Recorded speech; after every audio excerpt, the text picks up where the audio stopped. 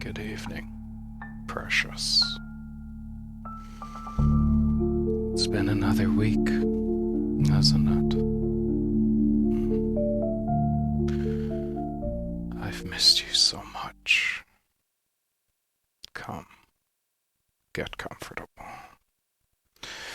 Lie down your head, close your eyes, and know that this is your time now. That nothing else matters, and you're safe here with me. I've been looking forward to this part of the week. It's just you, me, and a story.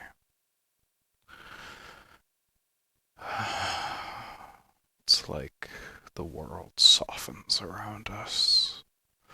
Like I can light a candle and make everything better for you. I hope that this week was kind to you. You'd let me know, right? Remember, you're important to me. Now, let's not keep Morpheus waiting tonight. Remember, we're reading King Solomon's Mines by H. Rider Haggard. Now, where were we? Here we are. I translated.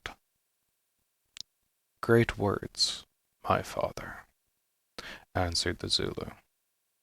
I always called him a Zulu, though he was not really one. Great swelling words fit to fill the mouth of a man. Thou art right, my father Incubu. Listen. What is life?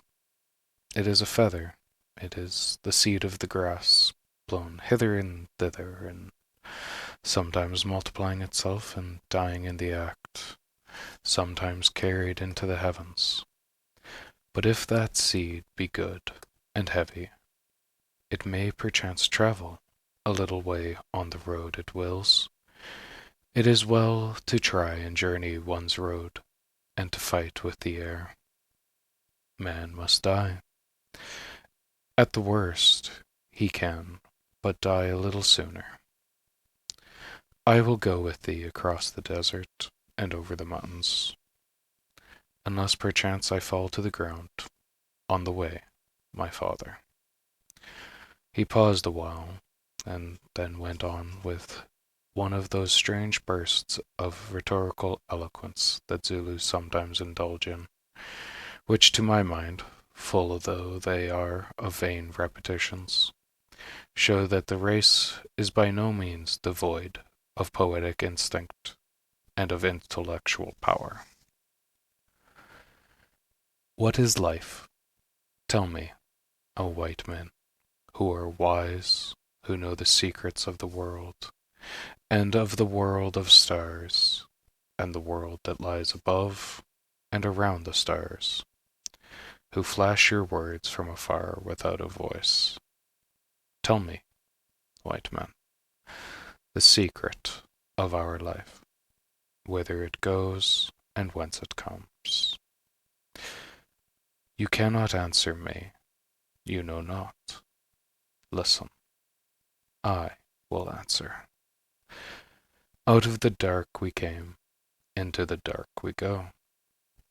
Like a storm-driven bird at night, we fly out of the nowhere.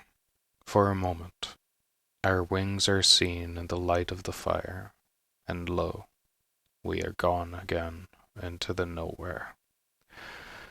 Life is nothing. Life is all. It is the hand with which we hold off death. It is the glowworm that shines in the night time and is black in the morning. It is the white breath of the oxen in winter. It is the little shadow that runs across the grass and loses itself at sunset. You are a strange man, said Sir Henry, when he had ceased. Umbopa laughed suddenly. It seems to me that we are much alike, Incubu. Perhaps I seek a brother over the mountains. I looked at him suspiciously. What dost thou mean? I asked. What dost thou know of those mountains? A little, a very little. There is a strange land yonder, a land of witchcraft and beautiful things, a land of brave people and of trees, and of streams and snowy peaks, and a great white road. I have heard of it, but what is the good of talking? It grows dark. Those who live to see will see. Again, I looked at him doubtfully. The man knew too much. You need not fear me, Mukasaban, he said, interpreting my look. I dig no holes for you to fall in. I make no plots. If ever we cross those mountains behind the sun, I will tell what I know. But death sits upon them. Be wise and turn back. Go and hunt elephants, my masters. I have spoken.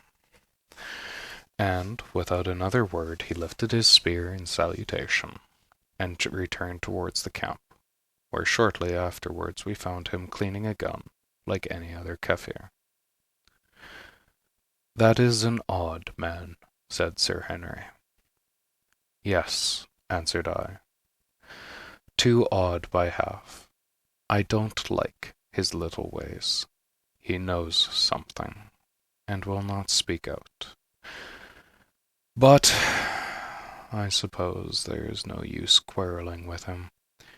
We are in for a curious trip, and a mysterious Zulu won't make much difference one way or another. Next day we made our arrangements for starting. Of course, it was impossible to drag our heavy elephant rifles and other kit across the desert. So, dismissing our bearers, we made an arrangement with an old native who had a kraal close by to take care of them until we returned. It went to my heart to leave such sweet tools to the tender mercies of an old thief of a savage, whose greedy eyes I could see gloating over them. But I took some precautions. First of all, I loaded all the rifles, placing them at full cock, and informed them that if he touched them, they would go off. He tried the experiment instantly with my 8-bore, and it did go off, and blew a hole right through one of his oxen, which were just then being driven up the corral, to say nothing of knocking him head over heels with the recoil. He got up, considerably startled, and not at all pleased at the loss of the ox, which he did have the impudence to ask me to pay for, and nothing would induce him to touch the guns again. Put the live devils out of the way up there in the thatch, he said, or they will murder us all. Then, I told him, when we came back, if one of those things was missing, I would kill him and his people by witchcraft.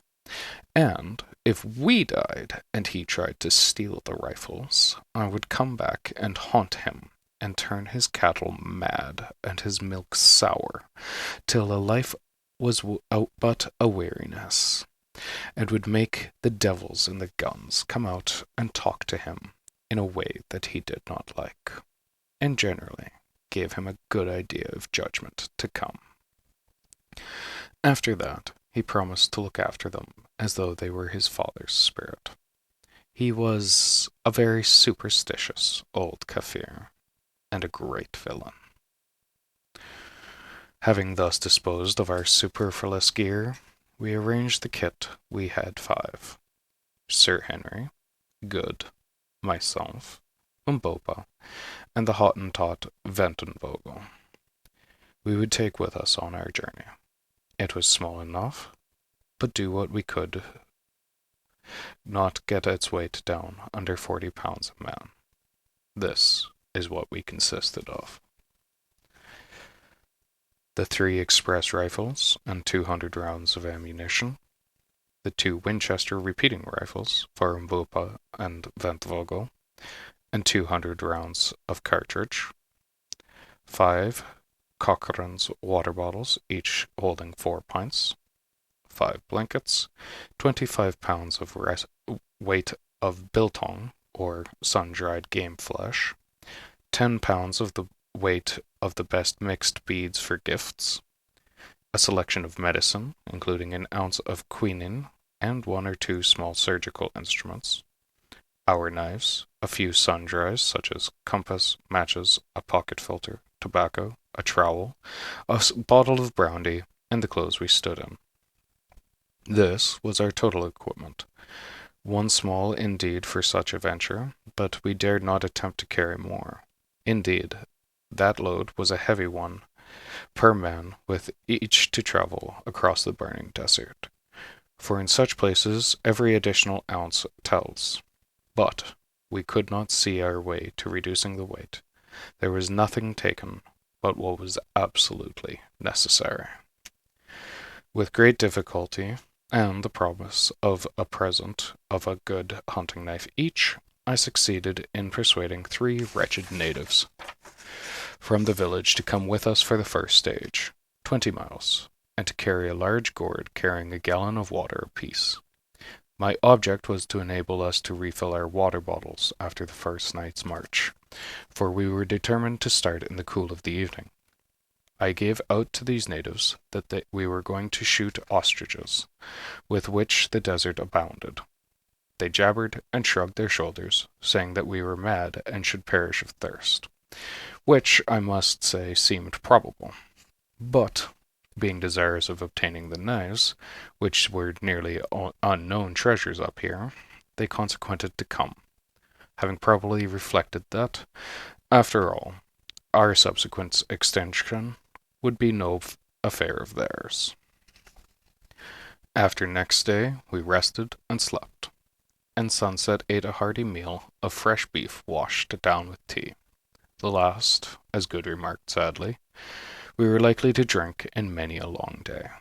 Then, having made our final preparations, we lay down and waited for the moon to rise. At last, about 9 o'clock, up she came in all of her glory, flooding the wild country with light, and throwing a silver sheen of the expanse of rolling desert before us, which looked as solemn and quiet and as alien to man as the star-studded firmament above. We rose up, and in a few minutes we were ready. And yet we hesitated a little, as human nature is prone to hesitate on the threshold of an irrevocable step. We 3 white men stood by ourselves, Umbopa, a sagi in hand with a rifle across his shoulders, looked out fixedly across the desert, a few places ahead of us, while the hired natives, with gourds of water, and Ventvogel, were gathered in a little knot behind. "Gentlemen," said Sir Henry presently, his deep voice carrying, "we are going on about as strange a journey as men can make in this world. It is very doubtful if we can succeed in it, but we are 3 men who will stand together for good or for evil to the last. And now, before we start, let us take a moment to pray to the power that shapes the destinies of men, and who ages has marked out our paths, that it may please him to direct our steps in accordance to his will."